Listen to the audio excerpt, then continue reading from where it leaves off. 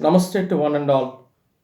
Today it happens to be auspicious occasion. On this Chandramana Ugadi, I have taken a very small task, and this is in connection to the review of book titled Mahan Sadak, K.C. Reddy, Karnataka. This is written by Dr. Ravindranath, and this has been reviewed by my senior, the late C.M. Ramchandra, former editor, The Hindu. And this review has been totally dedicated to Srimati Vasanta Kavita, the first granddaughter-in-law of the first Chief Minister, K.C. Reddy. And since today it happens to be a very auspicious occasion, I felt that there is a need to reach this review to the people at large, the very correct perspective of K.C. Reddy, and this has been reviewed by the authoritarian who happened to be covering the events of Karnataka for the past 50 years. And in his own words, here I am going to read out his own review. Well, to me, Dr. Ravindranath, a well researched volume on princely Mysore's first Chief Minister K.C. Reddy, marks in a large measure reliving the exciting days of my extensive writing coverage of Mr. Reddy, 5 years stint when I was a principal correspondent representing Deccan Herald.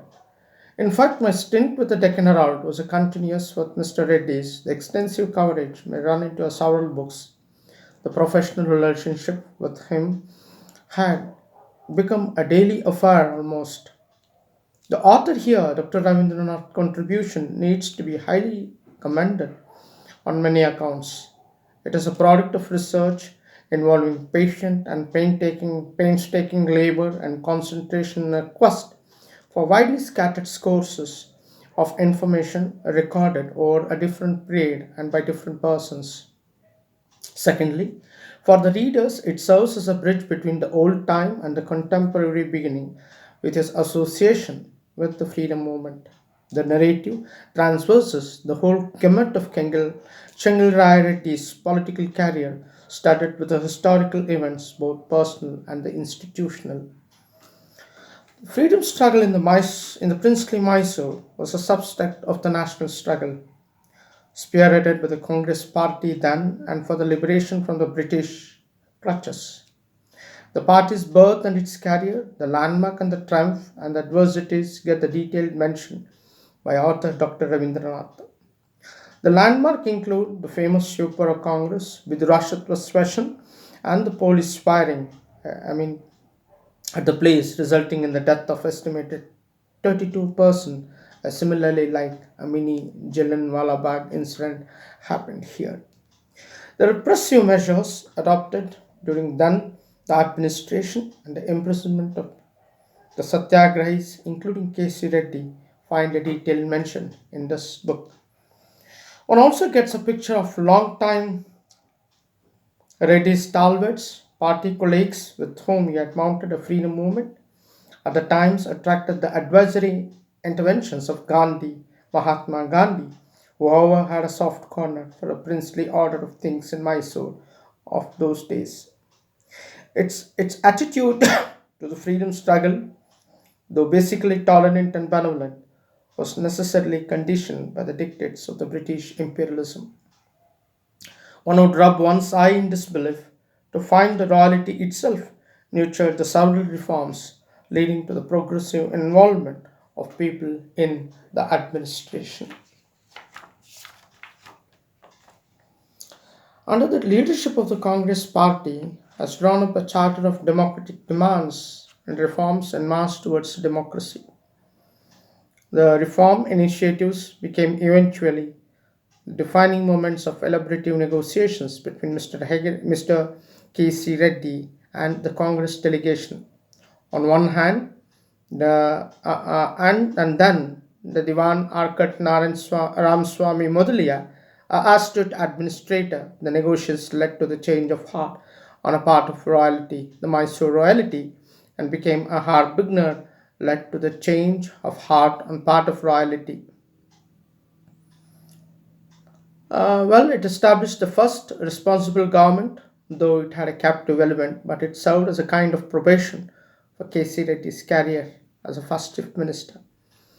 The author gave a wide treatment for these historical wins. He mentions about the Mysore Chalo agitation, September 8, 1947, triggering and hastening the victory, and the Reddy assumed office on October 24th, 1947 as a chief minister. It was only later that he became the full-fledged chief minister of Mysore, which became a Part B state after the constitution came into being.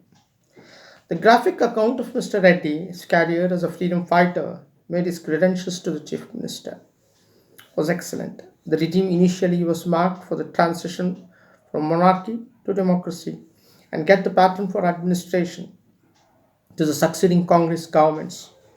Translation of Gandhian programs was a first preoccupation of his government. Anyway, the Kengal Hanumanthaya succeeded K.C. Reddy as a second chief minister of Mysore state.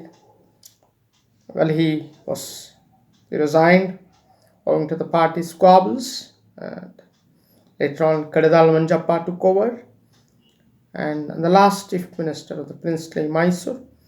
Then finally Mr. Najlingappa took over as a chief minister, first chief minister of Karnataka after the reorganization of state in 1956. Here, the volume is invaluable guide to the students of political science as well as the students of history of Mysore. Its value has been enhanced with the incorporation of collection of rare photographs of times marking important events. If I can quote an instance of Mr. Reddy's solitude to the newspaper reporters, it was an occasion that the banquet was held in the honor in the KGF town, and he postponed the banquet for a while, waiting for the arrival of CM Ramchandra and Mr. Rajara, who happened to represent Prajavani. It clearly underlines that he had a great respect and a honor for the journalist.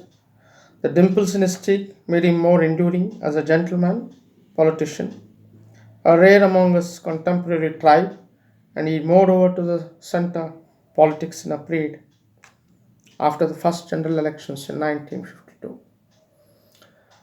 And this clearly proves that what K.C. Reddy is. Today, Honorable Chief Minister B.S. Yediyurappaji, who is in the same place, he happens to be 32nd Chief Minister, if I am right. And the first most challenging task that the Honorable B.S. Yediyurappaji faced was the flood issue, and he took it up very sportively.